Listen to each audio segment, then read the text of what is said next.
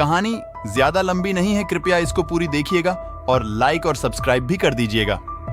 Comment में बताइएगा कैसा लगा। शहर में एक बहुत ही नामी व्यापारी रहता था। वो अपने राज्य में काफी सम्मानित तथा प्रतिष्ठित था। वो गरीब और जरूरतमंद लोगों को दिल खोलकर मदद भी किया करता था। अपने अच्छे व्यवहार के चलते व्यापारी राज्य के राजा और आम आदमी के बीच काफी लोकप्रिय था। एक दिन व्यापारी के लाडली बेटी का विवाह तय हुआ। इस उपलक्ष्य में उसने एक बहुत बड़े भोज का आयोजन किया। इस भोज में उसने राज्य के सभी गण्यमान्य व्यक्ति, साधारण गांव वाले से लेकर राज परिवार तक सभी को आमंत्रित किया। राजघराने का एक सफाई कर्मचारी था जो महल में साफ सफाई और झाड़ू लगाता था। वो महल में विशेष रूप से राजा के शयनकक्ष की साफ सफाई करता था। वह भी इस भोज में शामिल हुआ, मगर गलती से वह भोज में एक ऐसी कुर्सी पर बैठ गया जो विशेष रूप से केवल राज्य परिवार के सदस्यों के लिए रखी हुई थी। सफाई कर्मचारी को उस कुर्सी पर बैठा देखकर व्यापारी को काफी गुस्सा आ गया। गुस्से से व्यापारी सफाई कर्मचारी को सबके सामने डांट फटकार कर वहां से भगा देता है। सबके सामने हुए इस अपमानित बर्ताव से सफाई कर्मचारी को बड़ी शर्मिंदगी महसूस होती है। वह व्यापारी को सबक सिखाने का प्रण लेता है। एक दिन सफाई कर्मचारी राजा के कक्ष में सफाई कर रहा था। वह राजा को अर्ध निद्रा में देखकर धीमी आवाज में बोलना शुरू करता है।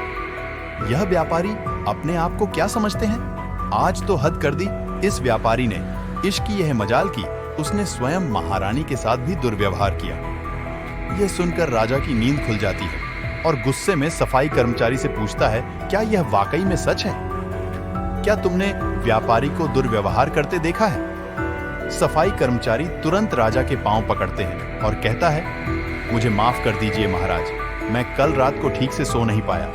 मेरी नींद पूरी नहीं होने के कारण कुछ भी बड़बड़ा रहा हूं। यह सुनकर राजा सफाई कर्मचारी को कुछ नहीं बोलता, लेकिन राजा के मन में शक पैदा हो जाता है।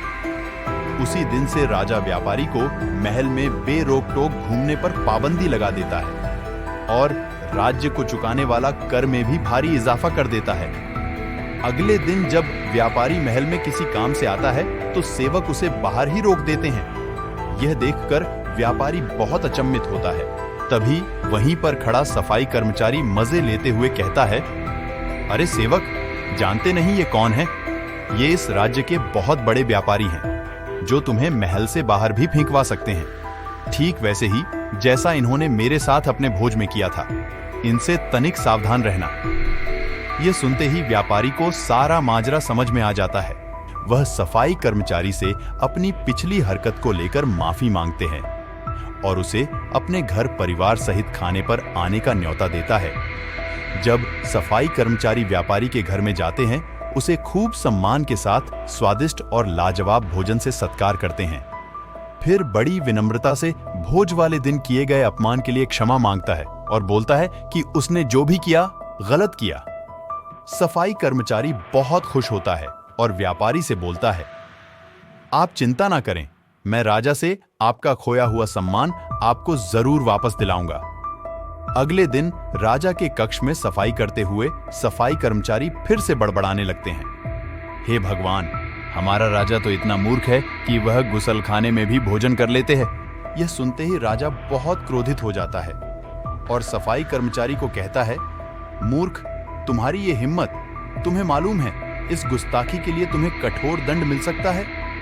सफाई कर्मचारी राजा के चरणों में गिर जाता है और माफी मांगता है और फिर वही बात दोहराता है कि नींद की वजह से वह कुछ भी बोल रहा था।